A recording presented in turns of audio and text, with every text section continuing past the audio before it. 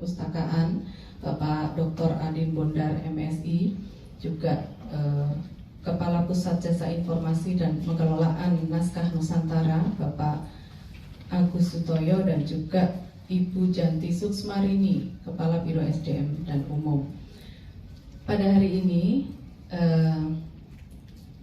pers conference terkait dengan kegiatan Gemilang Perpustakaan yang akan dilaksanakan insya Allah di tanggal 11 Oktober 2023 di Taman Ismail Marzuki, tepatnya di Gedung Geraha Bakti Budaya.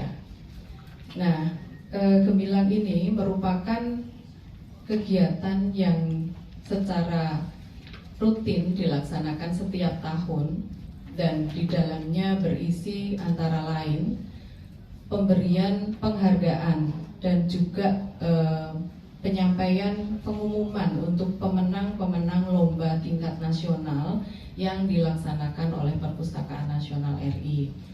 Nah, pada tahun ini beberapa lomba tingkat nasional yang sudah dilaksanakan, diantaranya lomba perpustakaan tingkat SMA, SMK, dan sederajat terbaik tingkat nasional, kemudian lomba pustakawan terbaik tingkat nasional, lomba buku terbaik tahun 2023. Ini ada 4 subjek yang dilombakan, yaitu subjek ASEAN.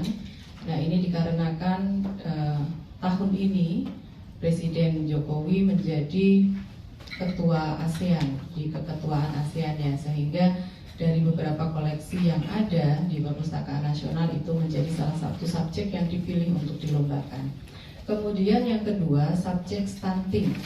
Nah, kenapa stunting? Ini juga salah satu kebijakan nasional dalam rangka percepatan ekonomi nasional, yaitu melalui pencegahan stunting, kira-kira seperti itu. Kemudian yang ketiga, subjek pemilu. Jadi dikarenakan tahun 2024 Indonesia akan melaksanakan secara serentak pemilu. Kemudian yang terakhir, transformasi digital, ya ini dikarenakan sesuai dengan era saat ini perpustakaan juga menyesuaikan diri turut serta bertransformasi, kira-kira seperti itu. Kemudian lomba tingkat nasional yang keempat adalah best practice untuk perpustakaan perguruan tinggi tahun 2023. Nah, itu adalah lomba-lomba tingkat nasional yang dilaksanakan. Kemudian untuk penghargaan yang diberikan kepada masyarakat, baik perorangan, kelompok, dan juga lembaga yang telah berhasil meningkatkan literasi dan kegemaran membaca secara aktif. Dewi Kartikasari, Assalamualaikum warahmatullahi wabarakatuh. Selamat pagi, salam sejahtera untuk kita semua. Salam Om Swastiastu, Namo Buddhaya, salam kebajikan. Tentu yang kami hormati dan banggakan seluruh rekan-rekan media yang pada pagi hari ini bisa hadir bersama-sama kita dalam satu rangkaian kegiatan konferensi pers untuk kegiatan Gemilang Perpustakaan Nasional Republik Indonesia tahun 2023. Tadi Ibu Dewi telah menyampaikan dan perlu kami sampaikan secara komprehensif bahwa gagasan besar daripada kegiatan Gemilang ini tadi sudah disampaikan merupakan satu mandatori daripada Undang-Undang 43 2007 tentang perpustakaan, pasal 51 ayat 6, bahwa pemerintah memberikan apresiasi penghargaan tertinggi kepada individu dan juga institusi maupun masyarakat yang telah berhasil ataupun memberikan bakti yang sangat tinggi terhadap upaya penguatan perpustakaan dan pembudayaan membaca dan literasi di tanah air kita. Bahwa di 2023 ini tema yang akan kita usung adalah perpustakaan Gemilang, literasi melaju, Indonesia maju. Jadi konsep gemilang di sini bukan berarti kami show terhadap kinerja, akan tetapi kami ingin menyampaikan satu pesan kepada masyarakat bahwa saat ini dukungan stakeholders dan juga masyarakat dan media itu sangat memiliki kontribusi yang sangat signifikan terhadap upaya penguatan kegemaran membaca dan literasi di masyarakat kita. Saya harapkan bahwa ini adalah satu gerakan sosial atau social movement dan juga gerakan nasional yang menjadi kolaborasi, karena persoalan literasi ini adalah persoalan nasional yang dimana menurut hemat kami seluruh permasalahan di negara ini itu bisa dijawab melalui penguatan budaya literasi di masyarakat kita. Karena apa? Ada satu note yang menyatakan bahwa knowledge is power. Nah ini pesan ini yang akan kami tujukan, dan juga kita sangat bersyukur dengan kepemimpinan Presiden Joko Widodo dan Maruf Amin bahwa dukungan terhadap upaya akselerasi literasi di tanah air ini, dari tanah air kita ini sudah mendapat porsi yang sangat kuat sebetulnya. Bahwa di dalam upaya bagaimana kita melakukan berbagai rencana-rencana aksi di Perpustakaan Nasional itu menunjukkan bahwa ada sebuah perkembangan ataupun pertumbuhan yang baik. Terutama yang pertama adalah bahwa Indonesia menjadi salah satu negara top open access. Saya pikir Bapak Ibu sudah memahami itu, sudah 2 tahun yang lalu itu dirilis, dan kemudian ini menjadi bagian yang terpenting bahwa kita sangat berkontribusi di dalam bagaimana masyarakat kita dapat mengakses secara online dan secara bebas jurnal-jurnal artikel yang ada di Perpustakaan Nasional. Nah yang kedua adalah Indonesia juga menjadi peringkat ke-7 Bapak Ibu dari 49 negara dalam hal industri penerbitan secara global. Artinya apa?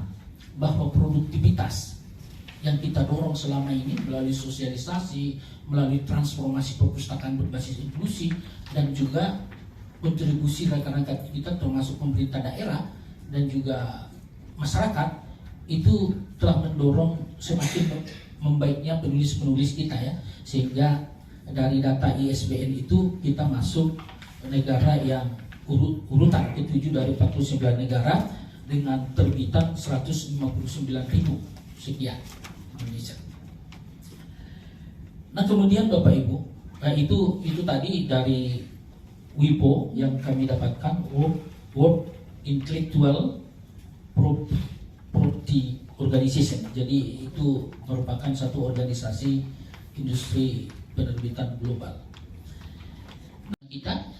Mereka menemukan usaha-usaha baru. Nah ini yang perlu kita dorong, dan itu sudah terlaksana mulai 2018 sampai dengan saat ini. Dan ini terus kita dorong agar supaya ekspansi di 80.000 desa yang ada di tanah air kita itu kita harapkan semua bisa hadir.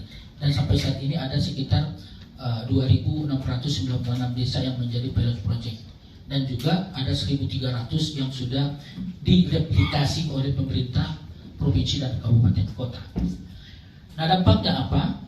Kalau dari hasil kajian kami dengan melalui transformasi berbasis digital ini sangat mendukung dalam upaya menemukan keterampilan hidup dan juga kesejahteraan. Di samping juga mendukung kebijakan pemerintah dalam rangka program food estate, kedaulatan pangan kita, karena dia berbasis pada ilmu-ilmu terapan pertanian di pedesaan. Jadi hal inilah yang terus kita lakukan sehingga perpustakaan ini menjadi satu institusi ya, ataupun universitas rakyat.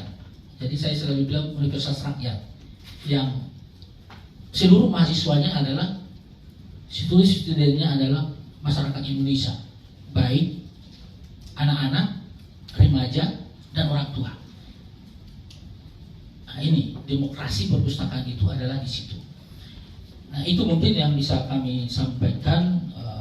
Kita sangat bersyukur perbaikan-perbaikan ke depan melalui tentu kebijakan-kebijakan yang berpihak, baik untuk pejabat birokrat ya, dengan kebijakan dan alokasi anggaran misalnya ya, kebijakan-kebijakannya itu sangat mendukung dalam upaya peningkatan literasi. Sebagai contoh misalnya beberapa kabupaten kota membuat peraturan bupati wali kota untuk mendukung transformasi perpustakaan berbasis inklusi dan literasi di tanah airnya. Jadi ada setiap kecamatan memiliki alokasi anggaran dalam literasi desa misalnya itu sekitar 200 juta setiap desa. Nah, ini adalah satu terobosan yang terus kita lakukan agar nanti bisa direplikasi oleh pemerintah daerah. Karena persoalan literasi ini juga butuh Bapak Ibu satu kebijakan yang berpihak, kan itu, baik oleh pemerintah provinsi dan juga kabupaten kota, dan termasuk masyarakat. Jadi masyarakat ini para pegiat literasi juga masyarakat umum yang memang banyak sekali secara sukarelawan Bapak Ibu meningkatkan kegemaran membaca di masyarakat kita. Ada kuda pustaka, ada motor pustaka, ada juga becak baca ya. Itu masyarakat itu dengan sukarelawan Bapak Ibu. Nah, pemerintah harus hadir dalam rangka memberikan motivasi dan juga penghargaan terhadap mereka. Yang itu sebetulnya di luar tugas mereka. Nah, inilah yang menjadi bagian terpenting sehingga ketika melihat ada satu terobosan ataupun keinginan kuat masyarakat itu dan juga institusi dalam hal ini, maka pemerintah hadir untuk memberikan apresiasi sesuai dengan mandat yang tertulis dalam Undang-Undang 43 2007 tentang perpustakaan.